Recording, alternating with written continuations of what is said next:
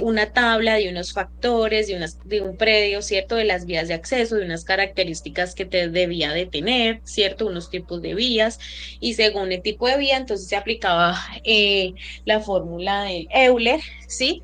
Pero entonces aquí les traigo una tabla, ¿cierto?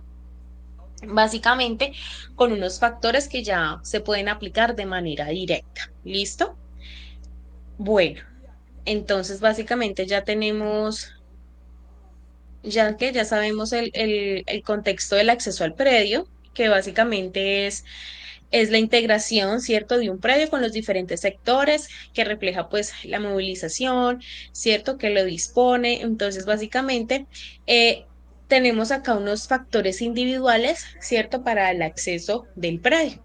Entonces, tenemos que para tipos de vías, esta tablita maneja unos códigos, unas categorías y el factor por vía.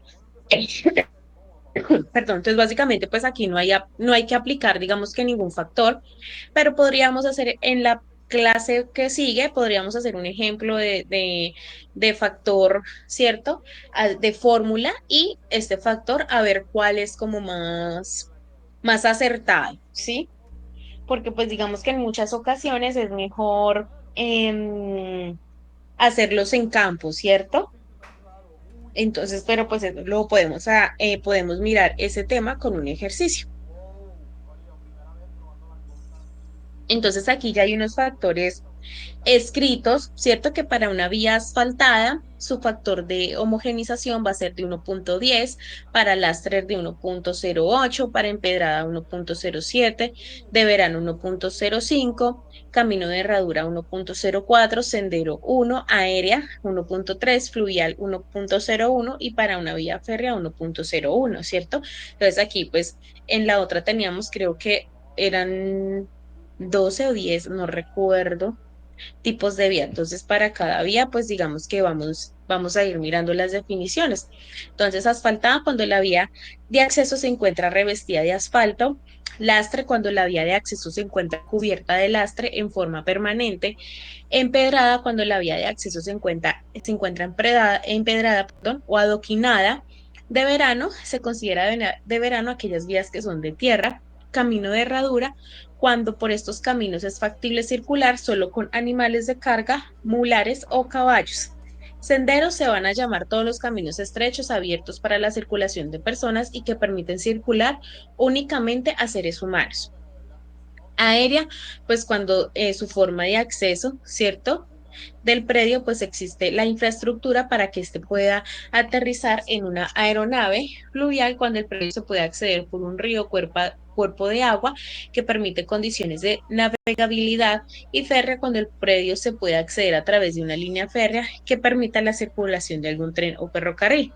¿Cierto? Entonces, para el acceso y uso del predio se puede presentar el caso de que el predio tenga dos o tres accesos o dos a tres usos del predio, ¿cierto? Entonces, en estas circunstancias, lo que se hace es multiplicar cada uno de los tipos de vida que tengan, ¿cierto? Se multiplica en un solo factor, ¿cierto? Que sería el factor por acceso o uso al predio, ¿cierto? Entonces, podemos decir un ejemplo, si yo voy a valorar una vía que está asfaltada, y dentro de mis comparables tengo un empedrado, uno de sendero, un camino de herradura, ¿cierto? Entonces, si hay una variable notable, pues voy a aplicar el factor, ¿cierto?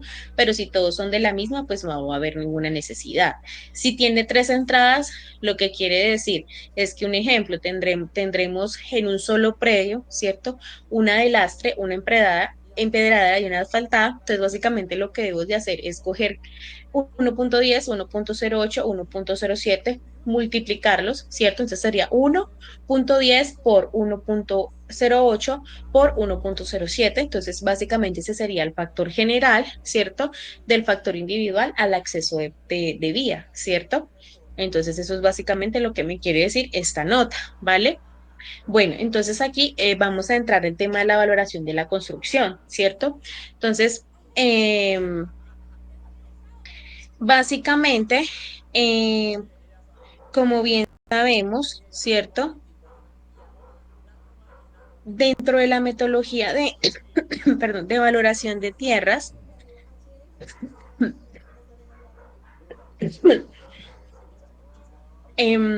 digamos que allí tenemos que tener en cuenta, ¿cierto?, las construcciones que hayan existentes dentro de ese predio. Entonces, básicamente, ¿qué nos dice la literatura? Que para la determinación de ese valor comercial de las construcciones se debe de analizar, ¿cierto?, unos diferentes tipos, tanto características, calidad, estado de conservaciones de las construcciones, ¿cierto?, que hayan presentes en cada uno de los predios, ¿verdad? Tanto para el predio objetivo o el predio de mi avalúo o mi encargo, ¿cierto? Como el de los comparables, ¿cierto? Entonces, básicamente, para esa valoración, ¿cierto? Se instalan las definiciones de unas tipologías constructivas, ¿cierto? Para viviendas rurales, ¿cierto? Entonces, digamos que esto está basado, ¿cierto? En la ubicación, en la posición, en el sector, en la oferta, en la demanda de sus predios, ¿cierto? En los sectores colindantes, en la cercanía a los corredores viales, ¿cierto? A los locales zonales, a la localización particular del inmueble dentro de ese sector, cuál es esa condición actual del predio, cuáles son las áreas constructivas en desarrollo, cuál es la potencialidad del desarrollo de los predios. Entonces ahí vemos lo que ahorita Marcos estaba preguntando, ¿cierto? La potencial, el potencial de desarrollo de los predios. ¿Cuál es el desarrollo constructivo, cierto? Entonces, digamos que los evaluadores, ¿cierto? Como ya bien les he dicho, pues tienen que tener una gama amplia, ¿cierto? Con respecto a la ingeniería, ¿cierto? Al tema constructivo, conocer de materiales, conocer sistemas de construcción, que eso ya lo habíamos hablado en una de las clases, ¿cierto? Entonces, cargar esto.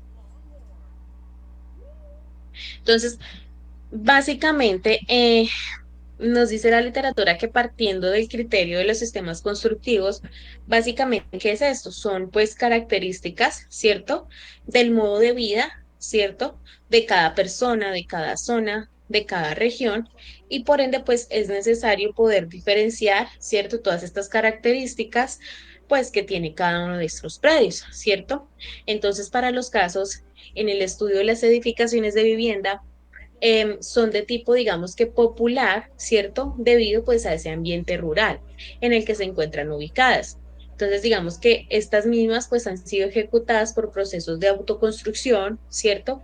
En los cuales se pueden observar, digamos, el tema de cómo poder, ¿cierto? Resolver esos problemas técnicos y propios de la construcciones mismas, ¿cierto?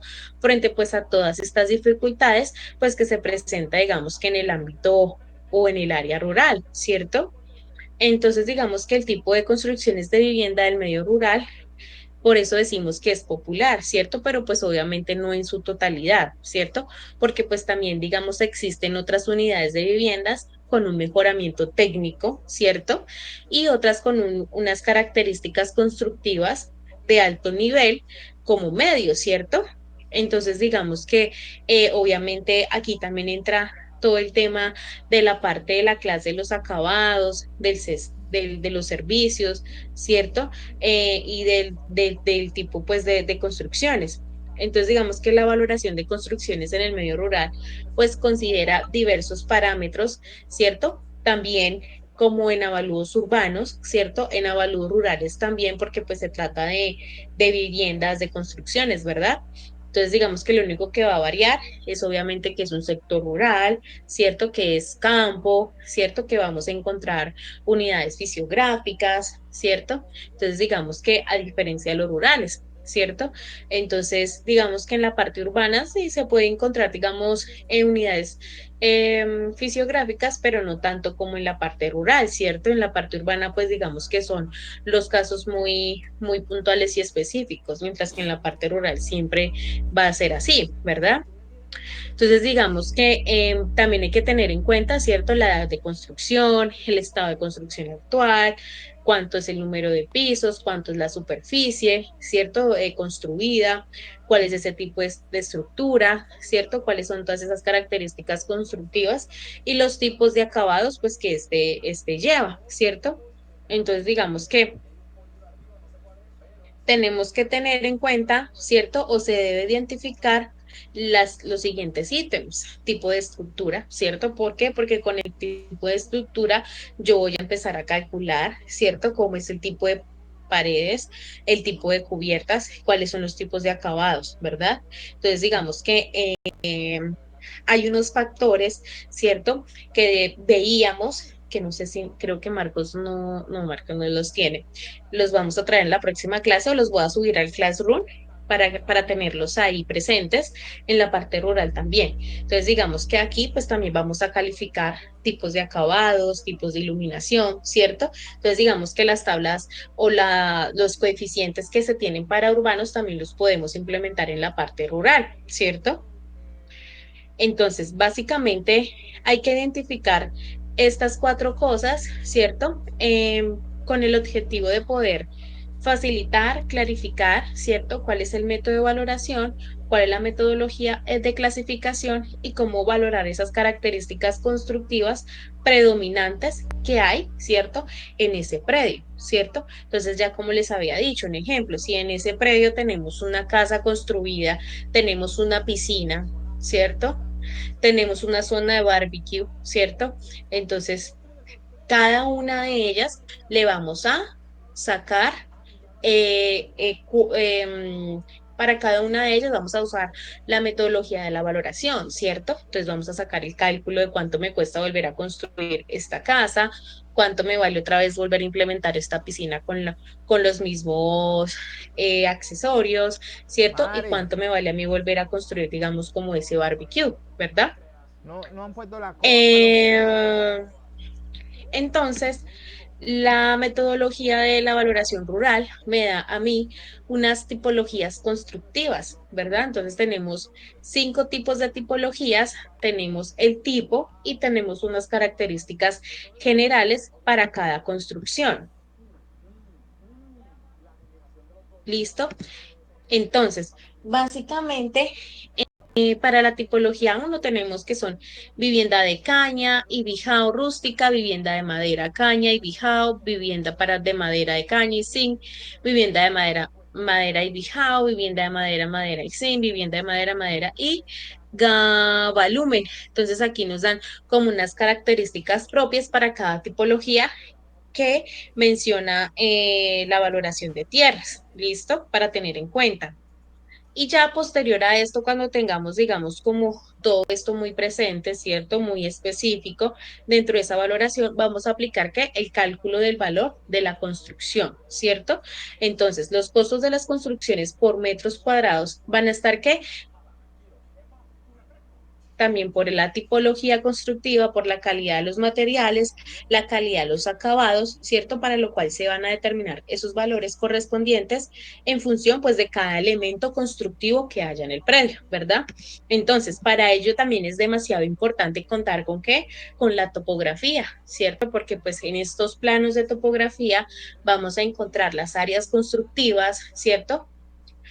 Vamos a encontrar las zonas verdes, vamos a encontrar, digamos que muchos elementos que están tanto en el predio y que a nosotros nos van a servir, ¿cierto? Pero entonces hay que tener en cuenta de que todas estas cosas deben de ser, ¿qué? Verificadas en campo, ¿correcto? Entonces, si no se cuenta con un estudio de topografía, hay que realizarlo, hay que solicitarlo, ¿cierto? Que sea actualizado, ¿cierto? Para poder, digamos, como tener esa actualización en cuanto a los linderos, si contamos con servidumbres, ¿cierto? Que toda la información que esté en terreno también la contemos con el certificado, con escrituras, ¿cierto? Entonces, todas estas cosas pues van de la mano, ¿verdad? Entonces, partiendo de ello, vamos a aprender a hacer el cálculo de Fito y Corbin. ¿Listo? Entonces ya les voy a compartir la pantalla. Entonces les voy a ir explicando, van tomando apuntes y vamos a hacer unos ejercicios, ¿vale? Porque lo vamos a hacer en el Excel. Vale, profe.